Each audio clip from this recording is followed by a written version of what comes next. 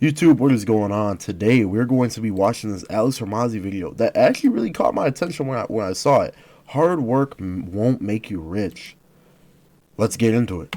Hard work will not make you rich. I get driven nuts by the amount of gurus and influencers and whatever who want to brag and say no one can outwork me, I'm the best in the world. So many people outwork me. I still make more money than them. There has to be something else. One of the things that grinds my gears about a lot of the people that I see on Instagram that you probably see too is this whole like no one can outwork me mantra. First off, it's objectively false because many people A, outwork you today, B, outwork you in the past, C, you haven't met everyone, and D, it doesn't fucking matter anyways. It's the same thing when someone's like, I'm the best, and you have to say you're the best because if you don't think you're the best, it shows that you're not confident. To me, I don't take that at all. If someone's like, I'm the best, then why aren't you on fucking billboards? That's what the best would look like. Absolutely, you need to do the work. You need to put volume in, it's the only way you get better. But if you start claiming that you are the best, you cannot be outworked. You are making statements that you know are not true. Why are we bragging about work? Because work has very little to do with the highest levels of the game. Warren Buffett talks about if he makes 2 good decisions a year, he's had a good year. And so how is it that one of the best investors, one of the best business people in terms of measuring it by money, which is how you measure business, talks about how he does basically nothing, reads 5 or 6 hours a day, eats McDonald's and makes a couple good decisions a year. How is it that that guy is making so much more money than the people who are bragging about the fact that they work so hard? Everyone only has the same hours a day. Anybody who only sleeps 8 hours or only sleeps 7 hours and works the remaining of hours of the day, all of them would be tied for hardest working. So what creates output? You have volume of activity, and then you have the leverage of the activity that you're doing. That's what creates the total output. In order to do anything, you must do something. There has to be some level of energy that gets input into the system. Our activity, in terms of number of activities, is a very newbie measure of success in the beginning. Warren Buffett doesn't say, I sent 1,000 emails today. He doesn't talk like that. He's playing a different game. Jeff Bezos isn't like, woke up at 4 a.m. today. Now, mind you, I'm saying this as somebody who likes waking up early. We can't be as superstitious about what matters. Waking up early doesn't matter. Going to bed late doesn't matter. Not sleeping a lot doesn't matter. The few things that matter are the inputs that go into the system that have the most leverage to create the most output. Now, if you're a newbie and you can't get your ass off the couch, then by all means, figure out how to actually get your ass off the couch and do stuff. But then there's only so many hours, and so boom, and then very quickly you hit your capacity of work. Great, you've maximized that. Now what? The leverage that we have on that activity is gonna dictate how much we get out of it. And if we do a low leverage activity many times, we might get more than a high leverage activity that gets done once. A CEO who's gonna work with acquisition.com works virtually every hour of every day when they come in. Almost everybody does. So sometimes they ask, they're like, am I gonna be working more? We're like, it's impossible for you to work more. But you are gonna be changing what you work on because that's the only lever we have. There's only 24 hours. So we're gonna switch these 9 out and we're gonna plop these in with higher leverage activities. And so the way that we do that is we look at their calendars and we look at their org chart. This is how you fucking grow a business. You look at what they spend their time on and you see which of these activities are low leverage. Is there anyone else in this org chart that we can hand these activities to? And if a large percentage of these activities are a certain type of thing and they don't exist in the org chart, then it's a role that we need to hire. The point of why I hate the concept of no one can outwork me is that there are many ways to win the game.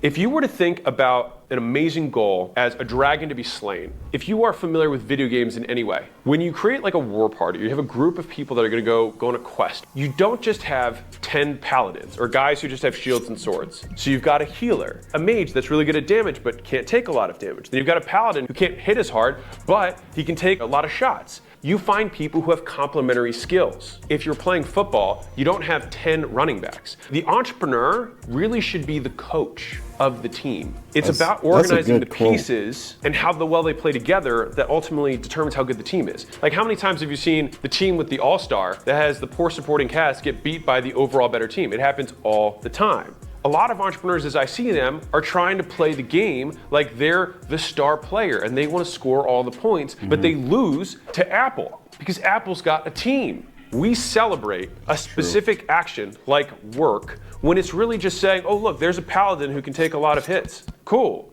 That's not the only thing that's required to win. I think what is more valuable is to know what are each of the roles that exist within the business, A. B, is there one of these that you map to based on your characteristics and skill sets? And then C, what is my eventual evolution through entrepreneurship? We'll start at the beginning, which is what are the players on the field? So if you think about it by function, you've got somebody who has to promote, who's got to be a good marketer. They have to understand how to make things known across different platforms, telling stories, building a brand, providing value to an audience. That's what marketing is. Sales is being able to convert that raw attention into a sale. Direct response ads, sales pages, video sales letters, etc., which is pretty much anything that's physical products or software based that's low ticket, or it's higher ticket, people to people, hand to hand combat who know how to in the beginning sell and then later train how to sell and then later lead people who train how to sell. These are not necessarily the same people. I've met really brilliant marketers who suck at sales and really good salespeople who suck at marketing. Then you've got somebody who understands product. How do we make something beautiful? The guy who started Shopify,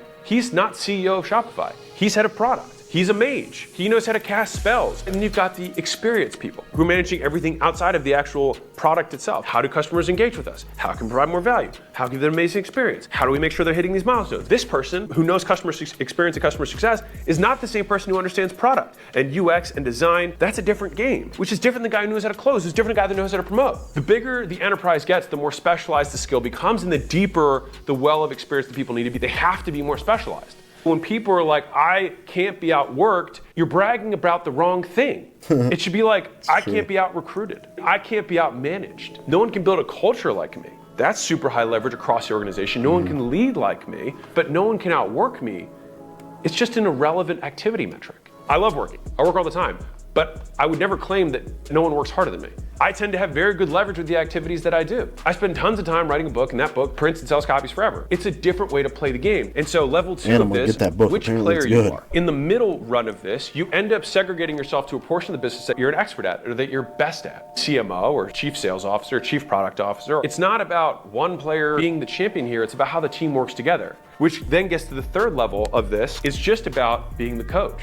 Think about what the best coaches do. They're literally trying to headhunt the best players and they're trying to recruit the best people from college. Look at what Google does. Think about their recruiting efforts. They have huge influxes dedicated to getting the best and smartest people out of college. And they have another ring for the best and smartest people coming out of business school. And then another one is their very high level recruiting at the top of the executive level. The parallels between sports and business, they are almost the same in that way. Now, mind you, you can only have 10 or 11 people on the field. You might have 10,000, but if each of those players represents a function or department of the business, it makes more sense. When we move up the levels of entrepreneurship, we need to make sure that we're playing the right game and that we're using the right metric to measure our success. Final level of this is being the coach, is recruiting the top level executives and creating a farm system underneath to feed into the company that you have so that you can have a sustained competitive advantage and create a dynasty for the team so you can create the best winning team every year and have the soft skills of creating culture of high performance so that you get the most out of every individual player. And the difference between amazing coaching and mediocre or poor coaching is what would players do if they had no coach or leader? And then what would they do if they had the best coach and best leader? The delta between those two is the value of the coach, the value of the CEO. The CEO needs to have the highest return on time out of anyone in the organization because they need to always be solving the next problem. As long as when they replace their time, the activities they do with the new stuff builds the business even more, then that trade will always work. And if CEO can come in and turn a business around, even behemoths around, in 2-3 years, based on the standards that they set and the values that they stand for, that delta across the entire organization is your greatest leverage. All right, so that was a fire video. That was probably about the most information I've ever gotten out of an 8-minute video. So shout out to Alex Hormozi for making it. Guys, go ahead, like and subscribe. Leave one sign out. Peace.